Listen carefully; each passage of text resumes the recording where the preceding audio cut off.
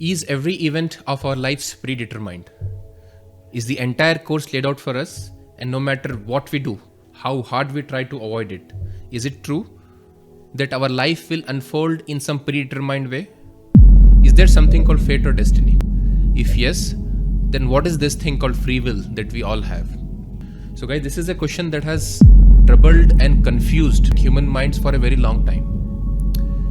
Just for a minute, assume that you had this ability to go back in time. Assume that you have taken birth, say some 1000 years back or some 2000 years back. And at that point of time, you were one of those fortunate guys who used to ask important questions. And one day you decided that let me think about this topic. If destiny exists or human have complete free will. So it is very likely 2000 years back that you would not have got a very clear answer to this question. Or in fact, you might have ended up in a much more confused state as well. Fast forward in 2024, that is today, human mind has actually evolved and it's in a much matured state also. Look, for the centuries, so all the past centuries that we have seen the evolution of science and technology. Human mind has seen the invention of computers, mobiles. 2000 years back, if someone had to think about the fact that there would be something called computer which will automate a lot of your tasks, there would be something like a mobile using which you will dial few numbers and then within a second you can talk. It was very difficult to imagine at that point of time. And today in 2024, we are also witnessing a lot of development in the field of artificial intelligence. There are these chat GPTs of the world. You ask them a question and then they'll give you ready-made answers. Even for the most complicated questions, for the most complicated procedures, you have ready-made answers from these chatbots. So the point that I'm trying to make is the human of today has seen a lot more complicated things and therefore is today in a position to understand a lot more complicated subject. But ironically, even today, if you ask this question, if destiny exists or do we have free will? Ironically, with the evolved and a matured mindset, you will still end up in a very confused state. And it's not a problem of the masses.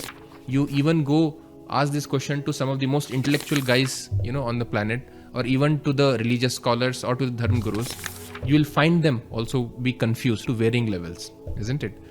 So today, let's try to give it one more shot and see if we are able to get a little more clarity or a better clarity on this subject. So broadly, there are two sets of ideologies that try to explain this. The first one says, everything in this life is predestined. All the happenings around you, all set of actions are all written before time. There's someone out there who's controlling you and you per se do not have any liberty or any free will to do. The life is more like a drama. We are all playing the characters or we are all playing our assigned roles according to a script that is written naturally by the director, who is actually a supernatural force. For example, take this ancient Greek mythology. They had something called Moira. So Moira is a set of three gods who control everything about you. The first god, called Clotho, is also called a spinner. This god spins the thread of your life, meaning is responsible for giving you birth. So just before you take birth, your fate is also sort of created for you. The next god actually takes that created fate and assigns you at various points of time during your lifetime. The third god is called as Atropos, and this god is responsible for cutting the thread of your life, meaning is responsible for giving you birth. So from the time you take birth to the time you die and everything that happens in between, this is all controlled by the set of three gods. So it's not only Greek, there are multiple other cultures across the globe who have some sort of similar explanation to this topic of fate. But let's spend a minute, isn't it, analyzing this. Does it make sense? So now if everything is already predestined, why do I as a person, why should I go to school and colleges, try to get the best of education, become doctor, engineers, or become stock market traders, or become lawyers, or become entrepreneurs and set up our own businesses? I mean, I would simply sit on my sofa, enjoy some good meals and let things happen, right? Because anyways, things will happen on their own. We do not have any free will. Why don't we just sit back and relax? Looks odd, isn't it? It is odd. It is in fact very odd, basically. So this challenges our entire existence. And also, if you think about this is also in a way totally against dharma as well. It is against the basic fundamental tenets of the dharma. So that was the first ideology. There is a second one which says humans have everything under their control. There is no such thing called destiny. There is no such thing called a supernatural force that controls, all of us. whatever humans want, they can do it. Let's understand this through the story of Mahesh and Divya, because broadly this looks okay, but let's see if there are any flaws, into this explanation as well. Mahesh was a farmer from Shantipur village. He had a daughter who was 12 years old, and Mahesh always used to teach her, the importance of hard work, the importance of proper planning, the importance of doing proper research, the importance of education and everything. Divya used to get very much motivated by listening to, Mahesh's words, and she used to put her best effort, every time she goes on to do any task, basically. Sounds okay, isn't it? So Mahesh was also known in his entire village for getting the best quality of crops from his field. He used to use the best seeds, he used to do scientific methods of farming, he used to use the best manure and the best, everything that is required to get the best crop. He did the same this year as well, He put the best seeds and he is now waiting for rains to come. It so happens that 1 week passed by and the rains which are supposed to come have not come. Mahesh patiently waits for some more time. Now the time goes to 2 weeks, 3 weeks. It so happens that an entire period of 3 months passes away and the rains do not arrive at all.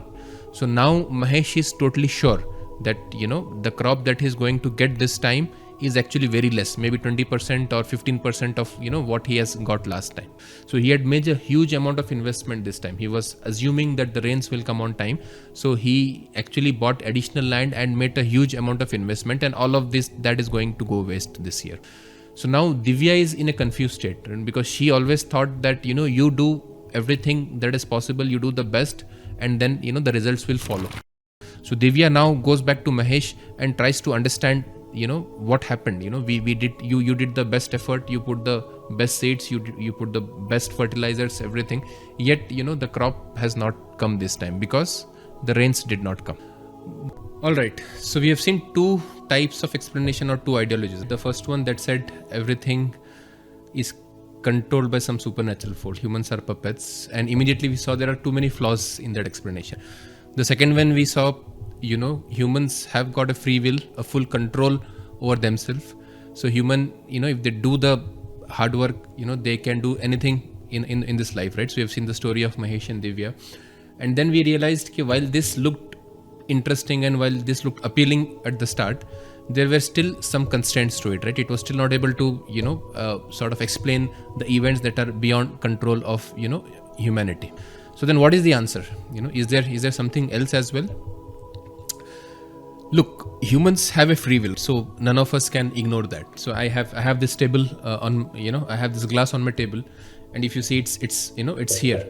Now I want to just pick it up and put it out here, right? I'm able to do that. If I want to take this and put it back here again, I'm able to do it, isn't it? If I throw this on the floor, it'll and I want to break it into multiple pieces, that'll also happen, which means that we do have free will, no, basically. But just imagine when I'm just lifting this glass up in the air, what all things are happening within my body.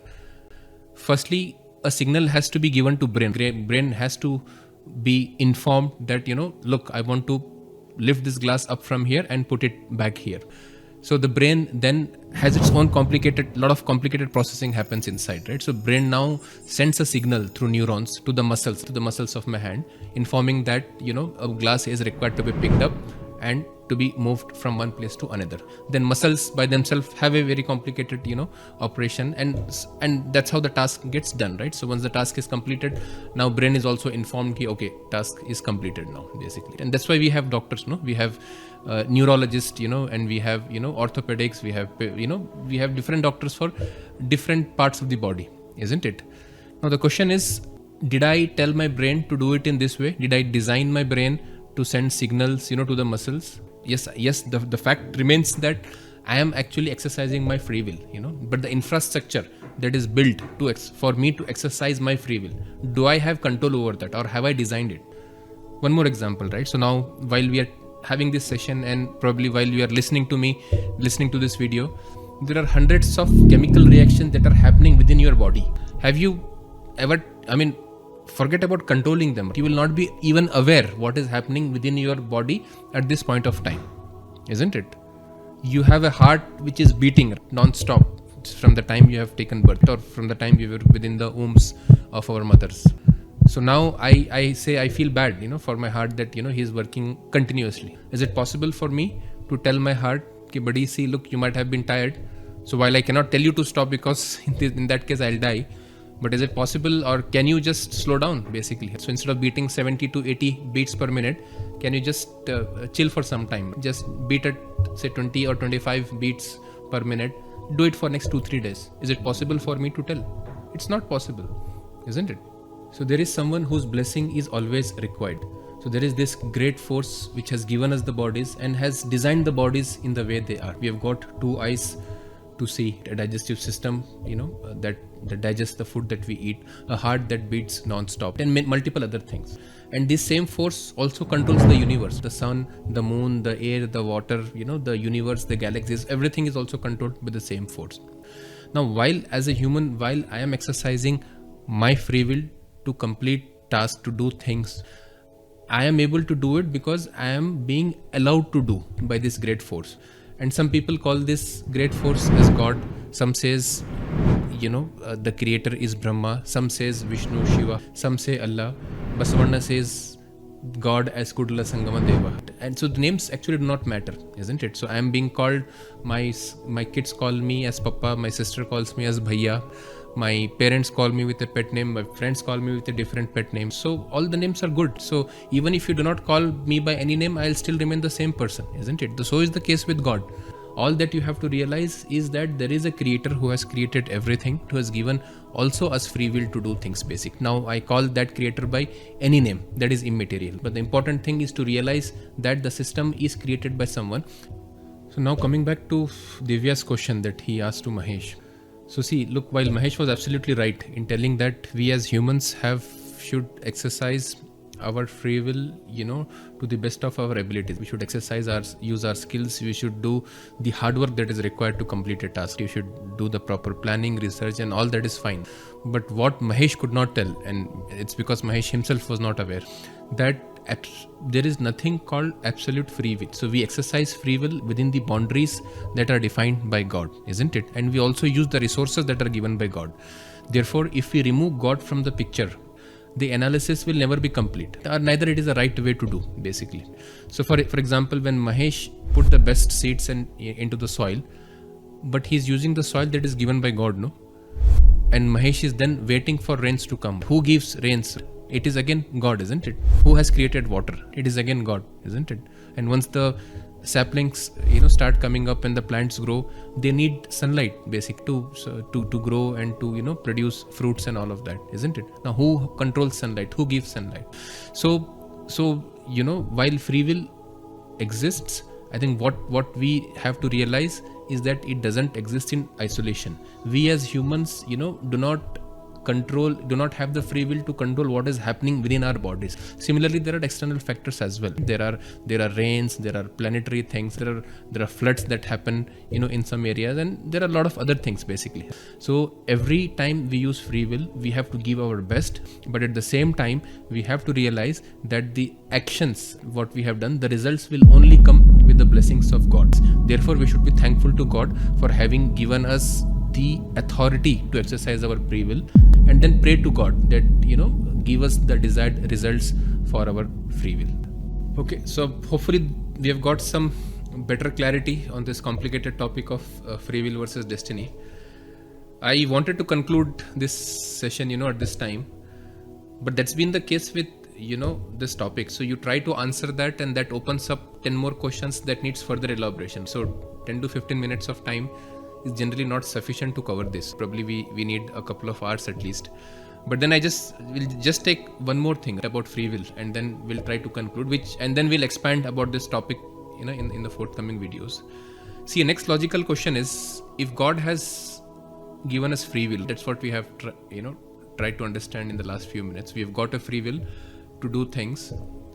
Yes, the results are not under our control, but then God has definitely given us free will. So the next logical question is, why have we got the free will, or rather why has God given us the free will?